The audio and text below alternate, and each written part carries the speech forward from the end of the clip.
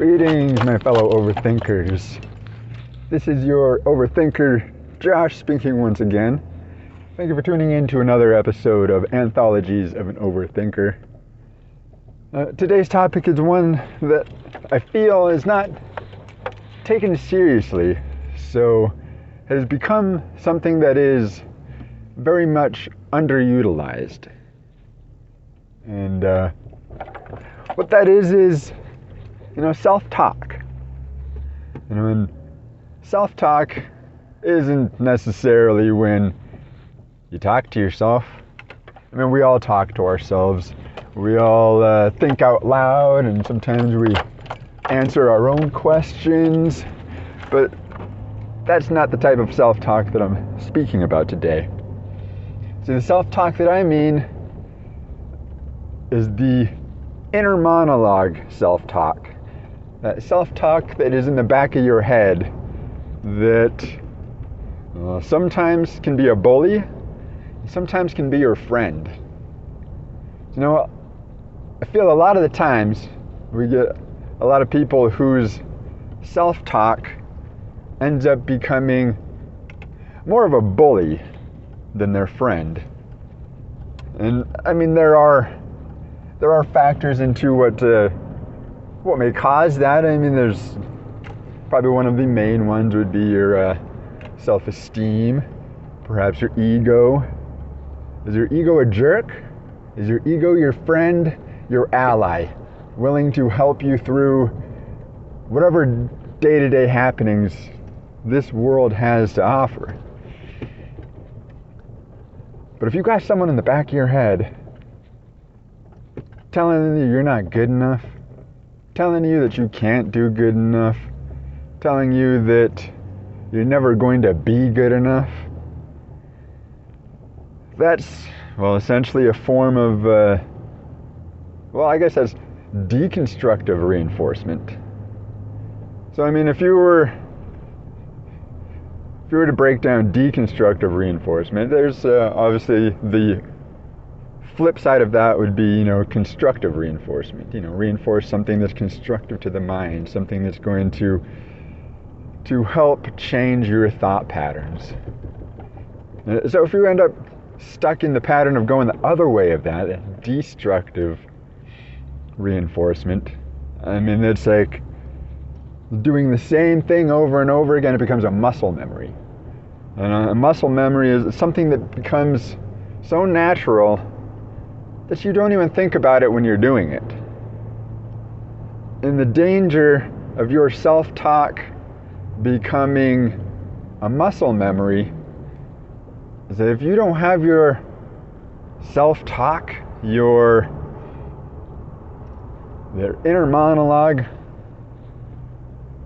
brought in and under control, if it's controlling you and you're not controlling it, well, then the danger factor is upped even more. Because then you have other aspects of things that end up getting thrown into the mix as well. If you always have someone berating you, and in this ironic case, that someone would be yourself. Because in the long run of things, you're kind of feeding into your own,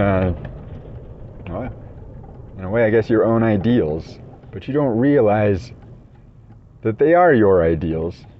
Whether they're negative, whether they're good, whether they're bad, whether they're the greatest of thoughts you can possibly have, you're still feeding into it yourself. And of course, you have your outside influences, you have the media, you have news, you have social media, which is even more toxic than the regular media at times, influencing those thought patterns, influencing what it is to construct yourself. Because in a lot of ways, we as human beings have a very difficult time understanding what it is we're meant to do here, what it is we're meant to be. What's this purpose? And when that uncertainty arises, you end up with this the negative self-talk, the what am I doing here? Why am I here? Am I even worth the breath that I'm breathing? And as morbid as that may sound to say, am I worth the breath that I'm breathing? You'd be surprised how many people out there question that. And it's not because, they can't understand that answer for themselves, but it could just be that they've been having that deconstructive reinforcement pounded into their brain for so long that now they've just forgot what it felt like to feel the other way. And a lot of the times that's what it boils down to, is we forget what it is that we want to feel. Some people have gotten to points in their life where they forgot how to feel happy. They forgot what their most joyful moments felt like. And in doing so, it becomes like a black hole where it's sucking up all of the good things, all of the good memories, and it's just can leave you as a husk of a black hole that can't help but just suck in any good thoughts, because sometimes it's hard to see the good. It's hard to acknowledge any good thoughts because there's so much in this world that reminds us how cruel it can be. I mean, you can't flip on the news or read a news article or look at anything that's basically informing those of what's going on in this world without seeing something that's so disheartening that you can't help but wonder, is there still good in this world? Because, really, of course there is. But when that seems to be so far and few between, what can we do but not help but think that it's not there? You come to these impasses in life where sometimes it becomes so overwhelming, sometimes it can feel so hopeless that you can't really do anything to change it. So why even bother? Why waste the energy? But really, in the grander scheme of self-talk, if it was a battle of good and bad, well, then obviously we know which one won in that case. The negative self-talk, although more prevalent, is definitely not more powerful. Because the negative self-talk that we get ourselves caught up in, it's not anything that is huge. They usually come in flurries. Like if it was a comparable to that of a boxing punches. This would be a flurry of punches. It would be something that eventually it's going to tire itself out and is going to just give up after a bit if you let it. But if you just let those flurries keep wearing you down, well, what's going to be left other than just a worn down husk of who you used to be? And when that happens, it becomes one of those things of, you may even be forgetting who you were before you got sucked into this black hole of negative self-talk. And this is why I say that it is so dangerous to not be able to reel in exactly what it is that keeps us in these mindsets. You know, I was one that heavily dealt in negative self-talk. Because I was always doubting myself. I was always assuming that I was inadequate. But inadequate compared to what? Compared to who? I mean, where do we come up with these ideas of feeling like we are not good enough? Feeling as though we are inadequate in who we are. I mean, when we come into this world as, you know, obviously babies, but we don't necessarily come into this world as full-on human beings. We come into this world as, well, a spiritual being, your soul, an energy body. I mean, depending on your outlook on this topic, I mean, it could be anything.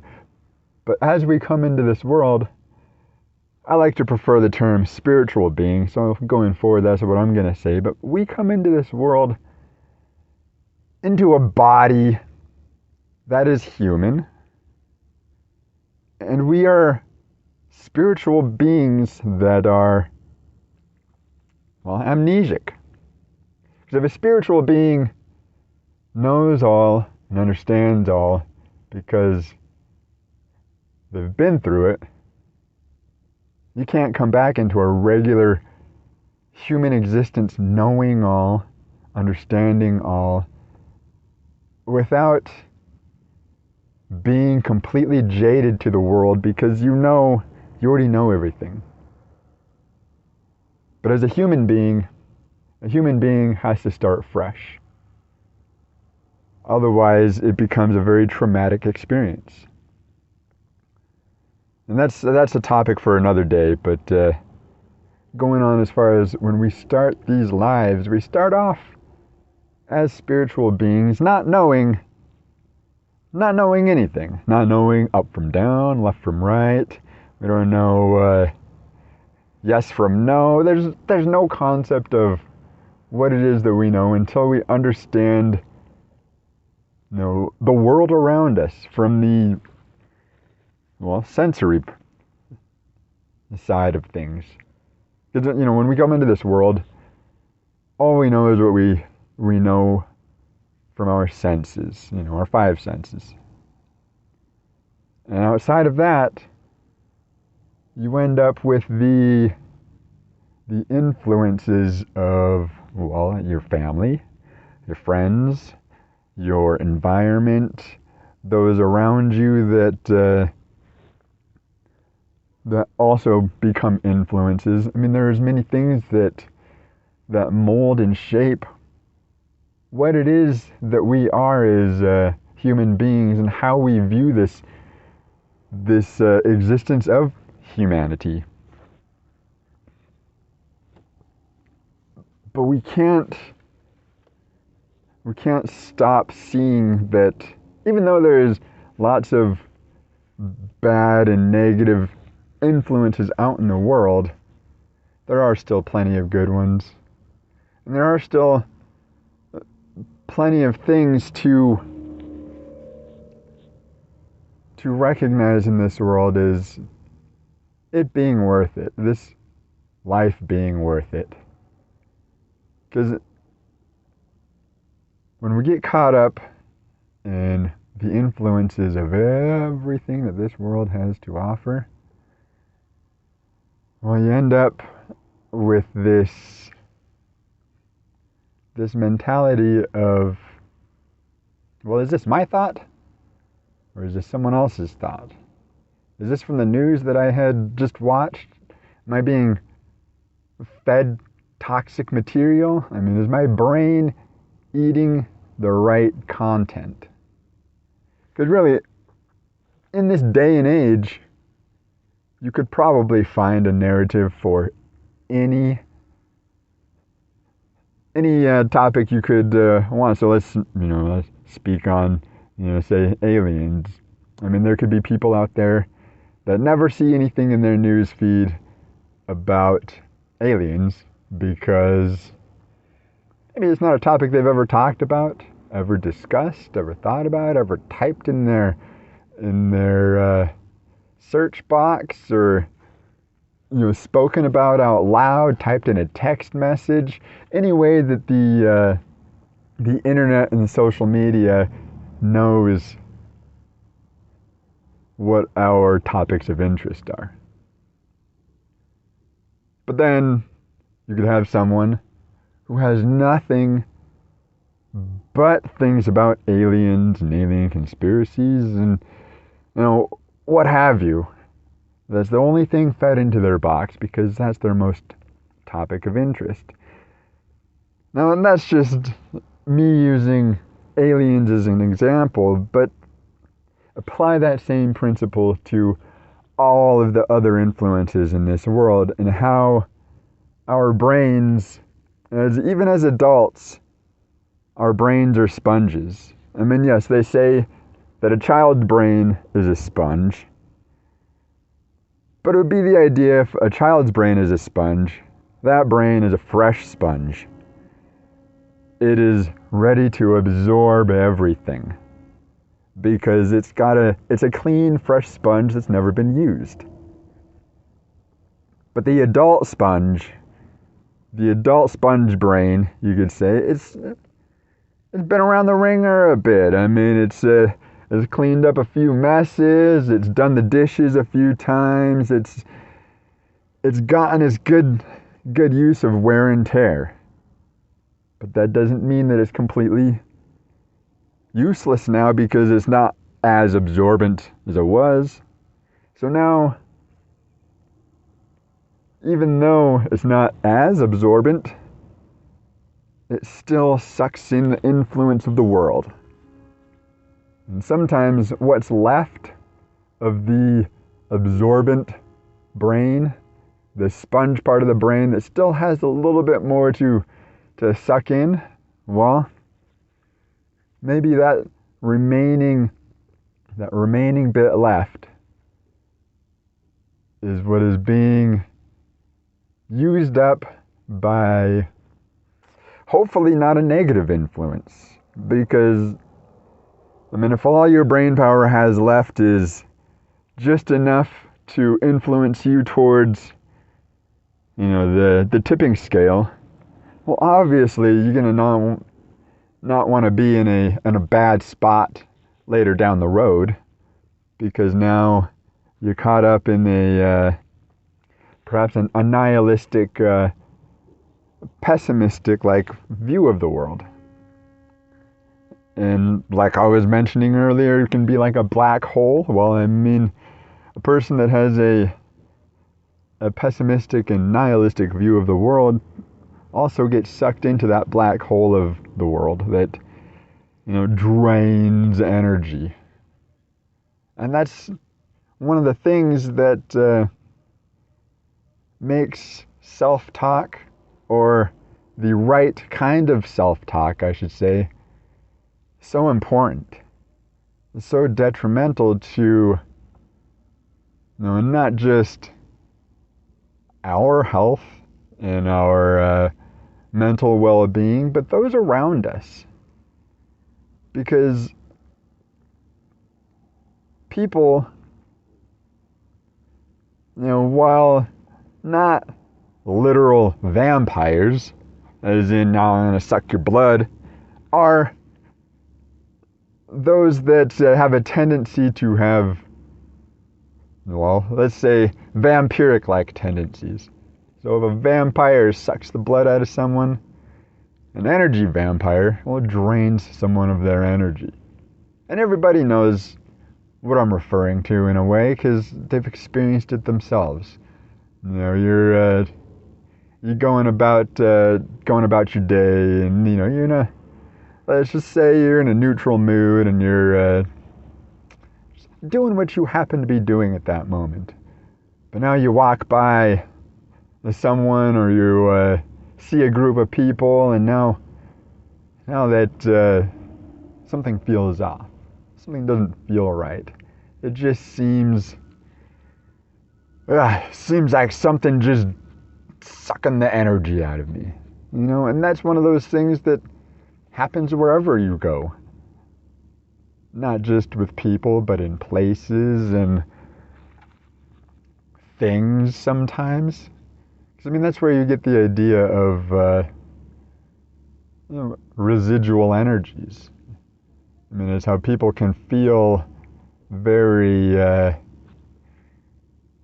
very off, you could say, around specific places, specific scenarios. You just feel like, I don't want to be here. I don't like this area. I don't like this. I don't like the way being around this person makes me feel. And those are all things that if a person would really believe in it, that the proper kind of self-talk could help. So we have a lot of people in this world who believe in the idea of let's say the law of attraction. And for those that aren't entirely familiar with the law of attraction, it's basically in the short version, it's the idea that what you think and what you put out into the world, and the way that you carry yourself in the world, you put out good, you get good. It's very similar to a programming, it's maybe a guideline, not a rule, but it's what they call in computer programming, or any sort of programming, is GIGO, or GIGO, but garbage in, garbage out. The idea that if you put garbage into something, it's gonna come right back to you. And that's what the basic principle of the law of attraction is. If you put out anything but positive ideas, or let's say anything that could bring bad vibes or bad energy your way, you put it out there, it's going to come back to you. It's almost like a boomerang effect. But that is almost something that can be considered preposterous. You think, I'm just gonna be positive all the time, just be optimistic. I'm gonna be that optimistic idiot, and all of a sudden everything's gonna be better. Yeah, okay. When you put it that way, it does sound ridiculous. But you can make anything sound ridiculous if you put it in the right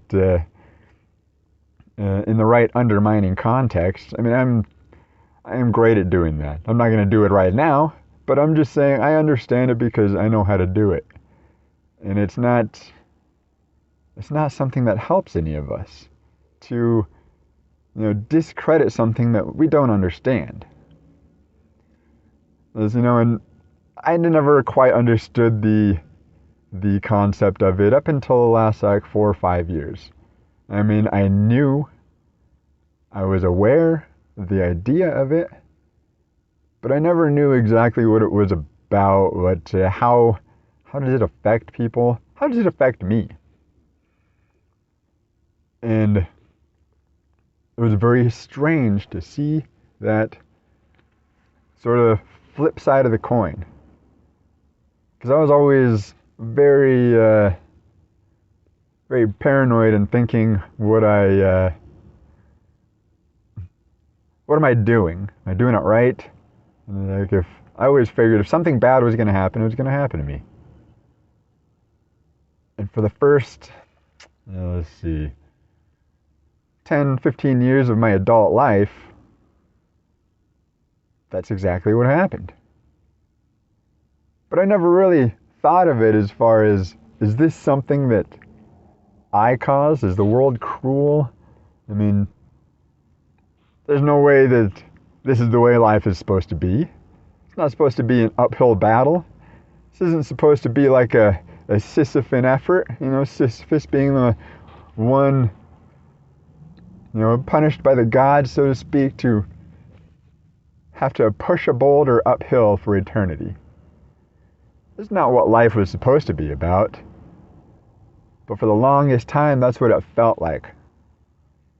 Until I turned that corner and saw that, okay, maybe there is something to this constantly thinking that the bad could happen. Or constantly assuming that if the bad thing could happen, well, it's going to be me that it happens to. Now, I don't know if you can call it luck, or if you can call it, manifestation or will, but the latter half of my adult life, let's see, I'm 40 now as of this recording, but about 15 years ago, my life was sort of upside down in a lot of ways. I'd experienced many things that a lot of people wouldn't have liked to, and, it turned me into something better. That version of me, I guess, may seem like a morbid way to put it, but that version of me died. And we die many times throughout this lifetime. Not physically. Because obviously if you die physically, that means, well, your body is no longer able to sustain your spiritual self. But you die as a version of yourself. We should all be constantly evolving and, being a better variation of ourselves than we were before, right? Nobody wants to be going backwards. We don't experience this world as a means of going backwards and, experiencing the worst that this world has to offer. Nobody wants that. And anyone that does want that, well, I can't wrap my brain around why anyone would want that. So it's kind of a weird idea to think that someone would. But till I finish this topic, this has gone on a lot longer than I thought, so we're gonna have to take a bit of a commercial break.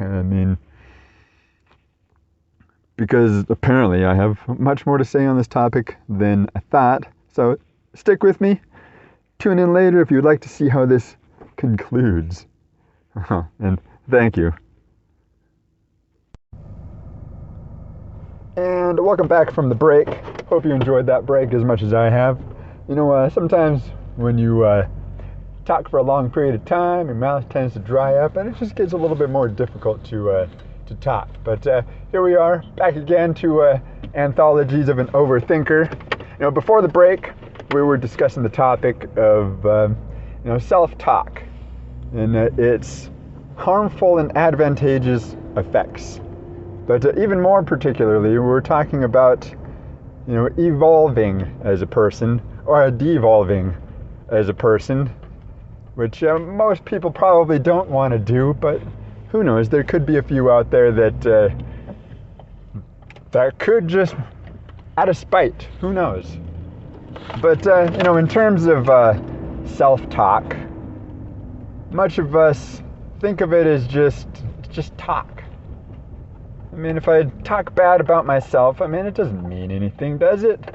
Does it really affect anything? Do I really believe it? And it can seem preposterous in a way to think that, words and talk is just that, and there's no power behind them. But the funny thing about that is there's more power to words than you expect. Some people even say that they would rather be physically abused than mentally or emotionally abused, because there is a sense and a layer of trauma that can be involved with an emotional or mental abuse. So there has to be some sort of power to words and especially self-talk. But has there really been any proof in regards to whether good and bad self-talk really does have any sort of physical effect on us? And the short answer is yes. Yes, it really does have an effect on not just our physical selves, but our brains. There is an idea called neuroplasticity, which is a concept that our brains are like electrical circuits, firing all the time, rewiring themselves all the time, trying to find new neural paths all the time. And if we're feeding those neural paths with negative strings of energy or positive strings of energy, well then, we could be rewiring our brain to, a good path or the bad path. And obviously most people would rather take a good path than the bad path, because we don't want to live a life of strife. We don't want to struggle in this experience that we call living. We want to be able to have a fruitful life, live a life that we're happy to live, not one that we regret waking up in the morning to, and you roll out of bed and you're just dragging your ass along, just going about the motions, not really enjoying the flow of life and what it has to give you. And there really is some basis behind retraining your brain. And a lot of that has to do with the proper self-talk. Not letting your inner jerk get the best of you, so to speak. We can all sit here and berate ourselves for this and that, and not being good enough to our standards, or not being good enough to someone else's standards, if you were being held to standards that are established by other people. But really, we're not here to make other people happy, and other people aren't necessarily here to make us happy. So when we're speaking in terms of what we hear from other people and what we hear from ourselves, if anything, it should just be a matter of we're here to make sure that us, our individual beings, can do everything in our power to make ourselves realize that not that we can just be happy, but that we deserve to be happy. Because there can be a thought pattern where people can get caught up in the idea that they don't deserve happiness. They don't deserve to have good things. They don't deserve to have good experiences. But that could just be, a person's environment, a person's upbringing, a person's self-talk or external speak that they hear from others, telling these things to them in such a way that now they believe it. And belief is a very strong thing. Belief is something that can pull you out of the depths of the murkiest waters, so to speak, or drag you down to the deepest black holes of life. And it's easy to get dragged into the black holes of life. And I mean black holes as in, a black hole sucks everything into it, has such a strong pull that not even light can escape it. And sometimes we have scenarios in our lives where we have black hole energy black holes, to where it just sucks all the energy out of you. And that is part of the cause of, incorrect brain training, you could say. So like when I speak of this different brain training, retraining your brain isn't set in stone in how you think. If you're sad for whatever reason, you don't just stay sad forever. Things can happen to change those feelings, to change those emotions. And it's very important to realize that we don't have to be stuck in these thought patterns. We can do more to break ourselves free from any negative or harmful self-talk. By telling us, I am better than this. I can do better than what I did before.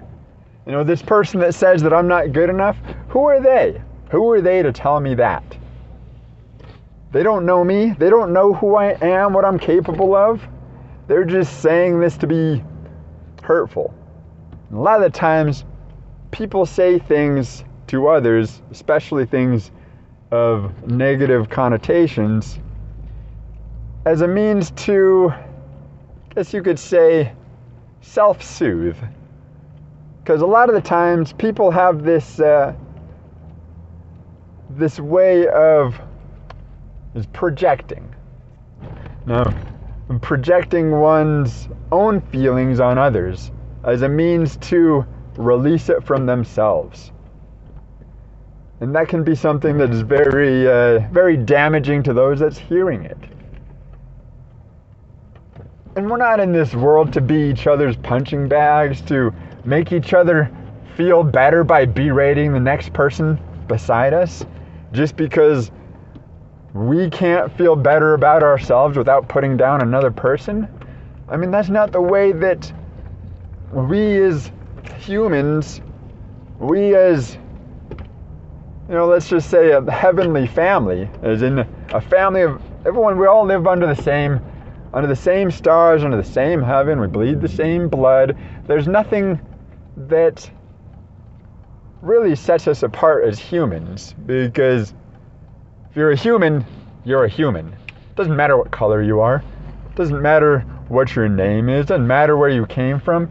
You're still a human. I mean, I can walk down the street and I can see a dozen different colors of other humans. But that doesn't mean that they're any different from the next human. They just look slightly different. That's all based down to individuality. We all want to be individuals. And in being individuals, sometimes we can be, singled out in a negative way for that individuality. Because someone's individuality to another person can seem strange, can look strange, can look like something that, well, you know what, I'm going to make fun of that because, that person's a weirdo, or that person looks like a weirdo, or acts like a weirdo, so I'm going to make fun of them because, that'll be fun for me. That'll make me feel better about myself. I mean, I don't know if those are the people that have those sort of thoughts, if that's what their thought process is, because, I'm personally not that type of person to, judge. I'm not one to judge a person by who they are. I want to know, not by who they are, but by what they are. I want to know who that person is. Because deep down, it's just like that old saying, you can't judge a book by its cover. I mean, aren't we all as humans just one big story that hasn't been told yet? because it is an ongoing book that's unfolding as we experience it. And as these stories unfold, you never know what is coming. I mean, you can plan everything to the precise second, but that doesn't mean that that's the way it's going to go. That doesn't mean that there is no possible way that it can stray from that. It just means that we aren't meant to necessarily live in a structured way, as far as got to do this at this time, that at that time, and you got to be on schedule to this. I mean, in some facets of life, yes, we do have that. But that limits experience. That limits how we see this world. That limits how our perspective of not this world, but reality is. Because reality isn't just, the everyday, day-to-day, what we do. We wake up, we eat breakfast, we take our morning commute to work, we do our jobs, and, we get off work, clock out of work, then we go home, wind down from the day, and do whatever it is you do before you go to bed, and rinse and repeat and do it all over again. There's a level of monotony that gets involved with just sticking to a structured day to day to day to day to day. Becomes a Groundhog's Day effect. To anyone who is not familiar with the reference I just threw out, it was an old movie with Bill Murray, Groundhog's Day, where he was essentially forced to relive the same day in and out over and over and over again. And essentially, it was an allegory as far as how we live our lives. Do we live our lives the same way over and over and over again? Or do we choose to break up that monotony from time to time? Do we choose to see that, well, I don't have to take this same road home every day. I don't have to do this task the same way every time. Break up the monotony and, let's change it up a bit. Mix it up a bit so that it's not so boring and mundane.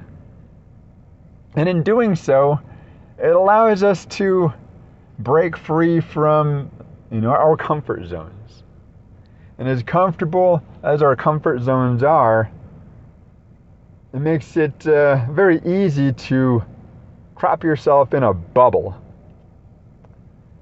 And sometimes if you get stuck too deep into that bubble, well, your perspective becomes only a perspective of what you're allowing into that bubble. And we all have a personal bubble, whether we see it as our personal space or whether we see it as, the energy sphere, so to speak, that we all have around us. That's how when you get close to a person, you can, to an extent, feel their energy, feel their emotions. Because we all have this sphere of energy around us that's constantly changing and evolving depending on our emotions. Because really, it's our emotions that dictate what it is the energy that we put out feels like. I mean, if you're a person who is always, pessimistic and you have this nihilistic view of the world and you can't help but see the bad in everything, well, maybe that's a product of a negative self-talk that's pushing those ideals into your head. But is that really you? If that's not who you want to be, then that's not really you. Those aren't your influences. Those are the influences of probably the world, maybe social media. Maybe you heard someone at work that said something that is, a little bit disconcerting, and now it's into your brain, and now you're thinking about it, and now it's dragging you down, and you don't even realize it. Because, face it, we have a sense of of hearing. Most of us can hear things, and sometimes we hear things we don't want to.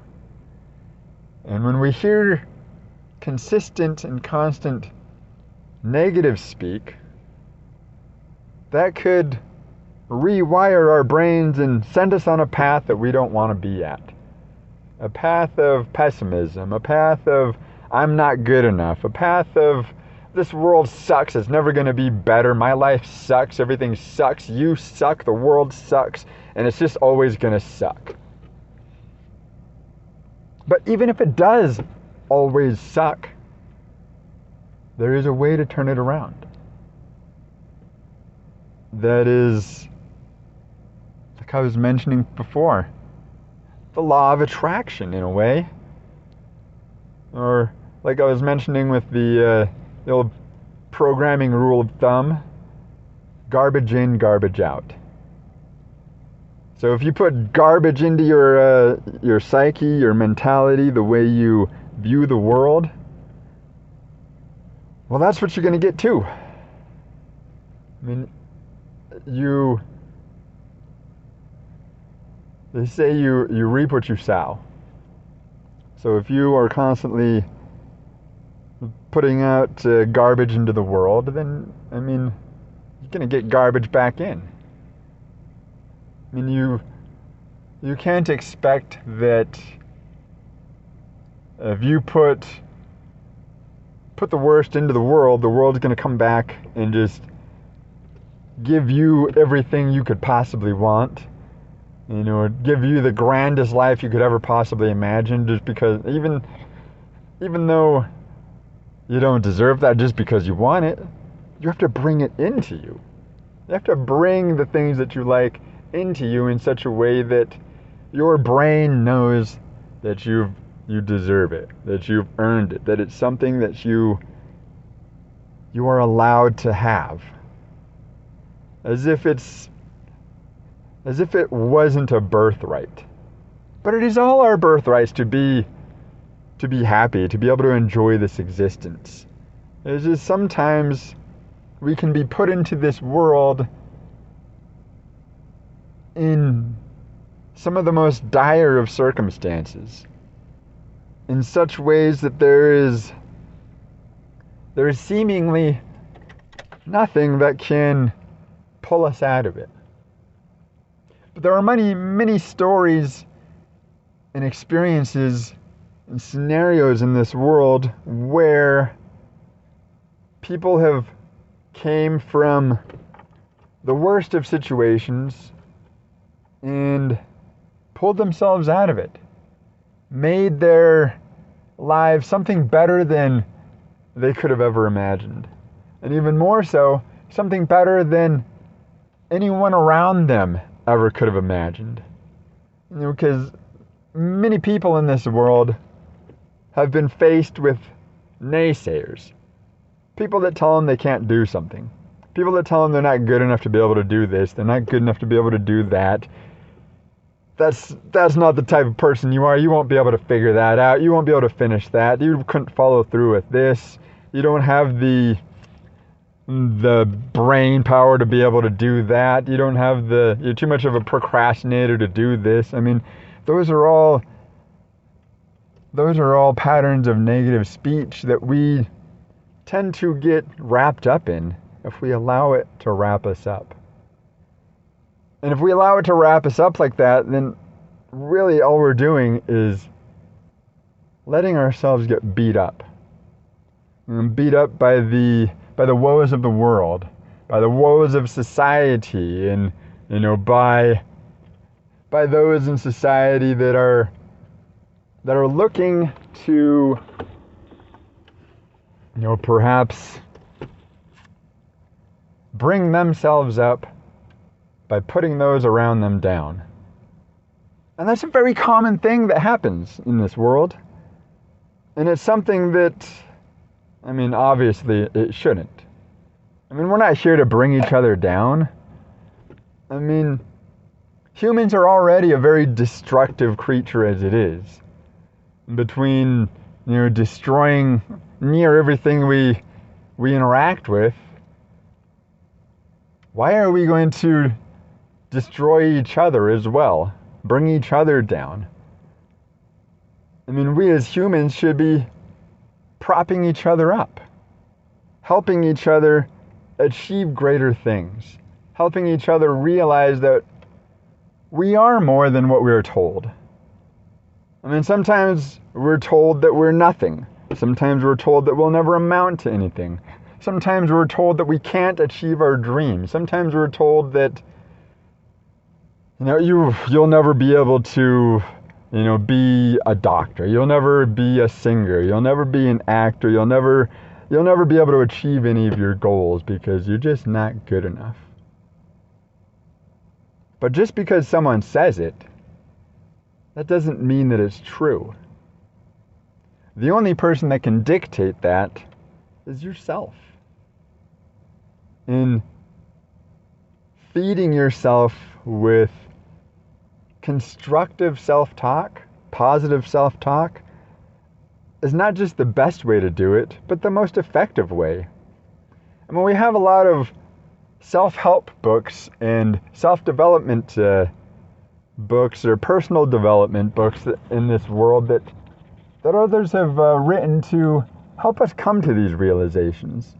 Hell, I mean, that's partly why I'm putting together this podcast, is help people come to a realization that maybe they can't come to on their own because they've been beaten down by so much deconstructive talk that not only has that deconstructive talk has just been berating words, but it's done its purpose of whoever is trying to deconstruct whoever they're speaking at. And there's no reason why we should do that to each other, let alone ourselves. Because really, in the grand scheme of everything, we as human beings, we are not only our best and greatest enemy, but we're also the only ones that, in the long run, we might even be able to count on. I mean, yes, we come into this world with family, but sometimes we can't be solely dependent on those around us to do the things that we need to accomplish. That's where that belief comes in. You believe that you can do something, and if you truly believe it, not just say, yeah, I believe that I can be a better person. Yeah, yep. That's just words. Just meaningless words. But like I had said, words have power. Words have power when they're used correctly. Words have power when they're used in the right context. And words can have power when spoken and heard by the right people, in the right context. And this is what this entire episode has been about, is understanding that self-talk, while yes, it is only just words, words aren't just words. There's meaning behind them. There's power behind them. They can be both the thing that can bring a person up in the snap of a finger, or drag them down with the blink of an eye. And it can be very easy to forget that is something that can happen completely unknowingly, unwittingly even. And it would be like showing someone, let's say a complete lack of acknowledgement. Let's say you're at a store, and there's a door that you hold open. Sometimes you hold open a door for a person, and it just seems like a very common gesture. Or maybe for some people it's a very uncommon gesture, but you hold a door open for someone, that person can see that as a gesture of something that they don't necessarily get very often. And that could be something as, people do see me in this world. people do recognize me in this world, and maybe I do matter. All because of one gesture revolving around holding a door open for someone, or saying thank you, or saying I appreciate you.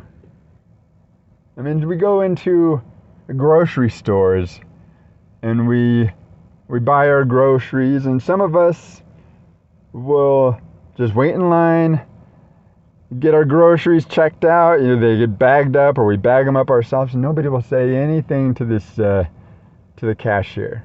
Sometimes the most will be, oh, hi, or how are you? And that's just, a formality. Just trying to be a common courtesy. But what about striking up like a friendly conversation, or making a friendly joke, something to lighten the mood, something to give a person a smile on their face? Because really, if a person goes the entire day and can't understand why they can't be happy, why they can't smile, it's very draining. Like that energy black hole. It just sucks the life out of you, and then you're just like, oh, I can't do anything because I'm just so drained. Because emotional and mental draining situations are much more taxing than physically draining situations. A person that ran a mile and a person who just got berated for 10-20 minutes because they did something wrong, I mean, that person's going to be drained even more, because you need your mind fresh and healthy in order for your body to follow in suit. And if your mind isn't fresh and healthy, then your body's not going to be able to follow that example of, let's be fresh and healthy. Because something has to set an example for our bodies, and it can't be just the outside world. So what else could it be? Well, it would be our minds, our spiritual selves, our energy selves, whatever we may refer to it as. But we can't forget that we are all worth the things that we like. We are worth being better.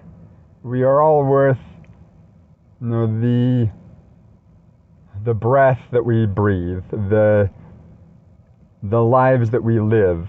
I mean, sometimes we can get caught up in a mindset of, this existence is just futile. I'm spinning my wheels, nothing's happening, I'm not doing anything, I'm just here.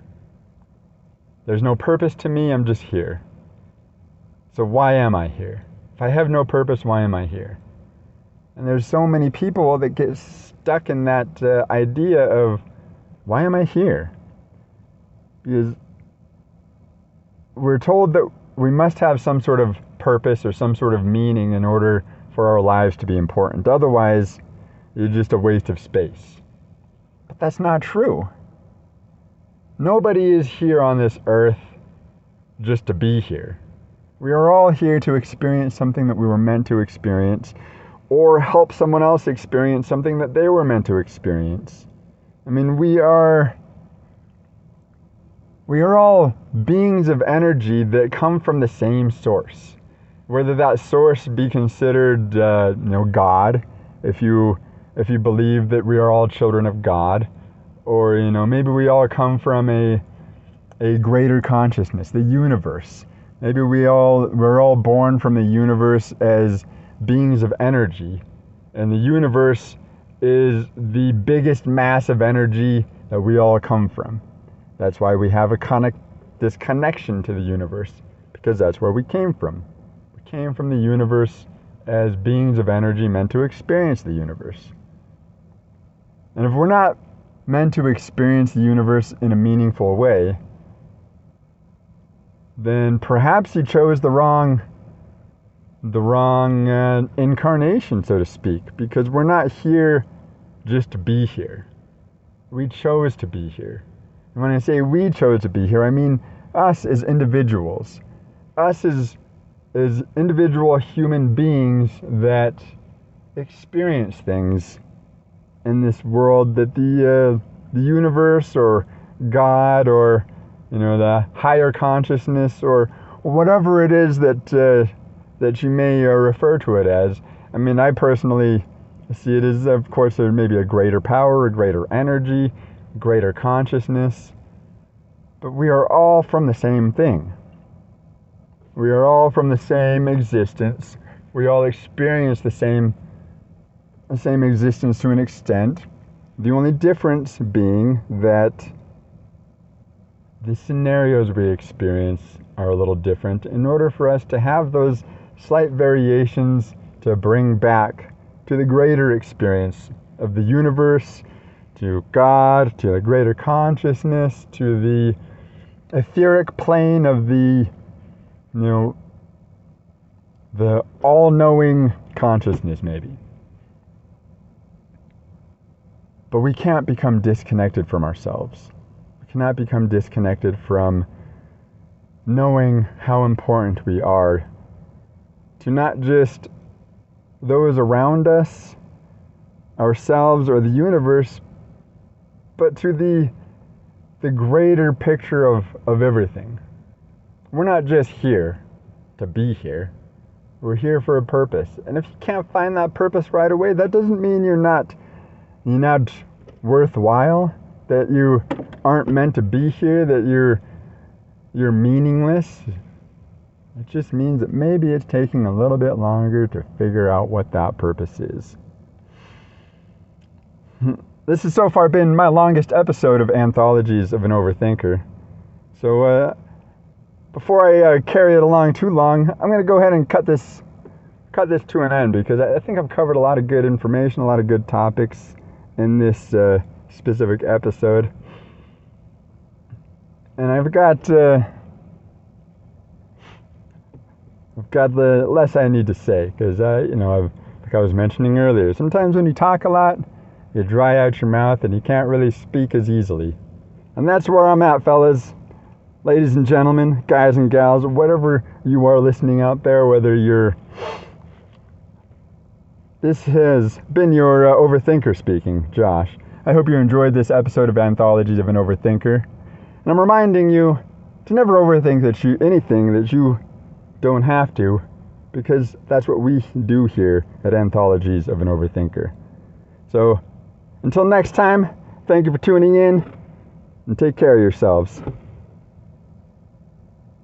This audio is made with Audio Toolkit for Windows Store, downloaded for free now.